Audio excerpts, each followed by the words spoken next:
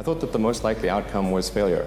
But it was still worth doing, even though the odds of success were low. When it comes to being successful, you're going to want to keep a couple things in mind, and one of those is being that you're going to want to find something that you love and are passionate about and try to do that as much as possible. You're going to want to have this long-term goal which you can achieve by doing a whole bunch of small tasks and goals throughout the way. So that way each day or each week you get closer and closer to achieving that large goal by accomplishing smaller goals and smaller achievements throughout your life that eventually they will all add up to be this massive big goal that you've wanted to achieve. The first thing that investors want to ask you is sort of, well, tell us about prior successes in this field. And you want to make sure that doing that makes you happy, because you don't want to spend so much time doing something that you hate and can't stand waking up every single morning and going to do. You're going to want to make sure you find something that you are truly passionate about and you truly love doing each and every day, and you can see yourself doing every day for the rest of your life. Because once other people see you and how passionate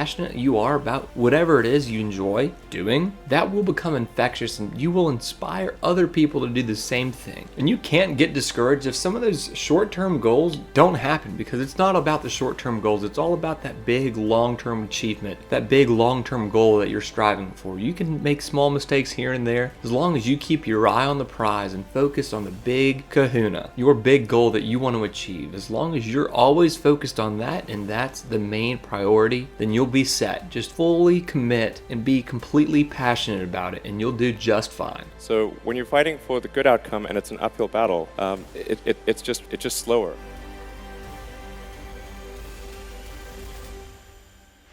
Well, I try to make it a really fun place to work, really enjoyable, and I talk about the grand, the vision of SpaceX, where we want to go. We want to take people to orbit and beyond. We ultimately want to be the company that makes a difference in extension of life beyond Earth, which is one of the most important things that life itself could achieve. And so sort of you construct this like there's this great holy grail potential in the future. You have to stay grounded in the short term. So because if you don't do things that pay the bills, you're not going to achieve the ultimate long-term objective. But it's nice to have that sort of holy grail long-term potential out there as inspiration for coming to work. So it's here. I don't need the money. There's nothing. It's not like I'm sitting here saying I wish I could buy such and such a thing. I could buy it. I get paid minimum wage. Actually, I don't even get overtime. Not being motivated personally by money is not the same as saying that I think SpaceX shouldn't make money. In fact, it's very important that SpaceX is profitable, or we will not be able to earn the money necessary to continue future developments. Because the company's at a scale right now where I can't afford to just personally fund it and not get any. I think there's definitely a philanthropic element, and there's I think in general people want to do the right thing and they want to do what's good. The issue we have right now is that the rules fundamentally favor the bad outcome. So when you're fighting for the good outcome and it's an uphill battle, it's just slower. So with respect to climate change, it's just critical that the government is the setter of rules. The government decides what rules companies will play by, and if we currently have a system which massively incents bad behavior. So even if most people don't do the bad behavior, some people will still do the bad behavior. Yeah, money and prices are basically just an information mechanism. They're just basically, they tell you that money's mostly an information mechanism for labor allocation and for and sort of tells companies what to do. So it's just critical. This is why it's so critical that action be taken at a government level, because the government is the one, they're setting the rules of the game, and it's just crazy to have the rules of the game favor a bad outcome. Well, I didn't actually seek investor funding for the first 3 rounds of SpaceX because the first thing that investors want to ask you is sort of, well, tell us about prior successes in this field. And there's when you've got kind of the donut in the success category and a lot of a cemetery full of failures, then they're not that keen. And rockets are just pretty far out of the comfort zone of most venture capitalists. And now we were able to get venture funding after we've made some progress and demonstrated that we were able to almost get to orbit.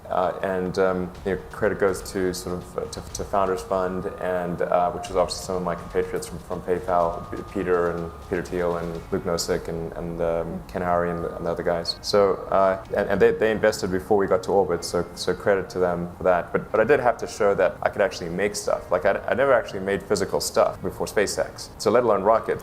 It's the probability of success was low. In fact, when I started SpaceX, I thought that the most likely outcome was failure. Well, I think first of all I should say that I did not expect to be involved in all these things. So the 5 things that I thought about time in college, quite a long time ago, 25 years ago, making life multiplanetary, accelerating the transition to sustainable energy, the internet, broadly speaking, and then genetics and AI. I think I didn't expect to be involved in all of those things. I actually, at the time in college, I sort of thought helping with electrification of cars was how I would start out, and that's actually what I worked on as an intern, was advanced ultracapacitors to see if they would be a breakthrough relative to batteries for energy storage in cars. And then when I came out to go to Stanford, that's what I was going to be doing my grad studies on, was working on advanced energy storage technologies for electric cars. And then I put that on hold to start an internet company in '95, because there does seem to be like a time for particular technologies when they're at a steep point in the inflection curve.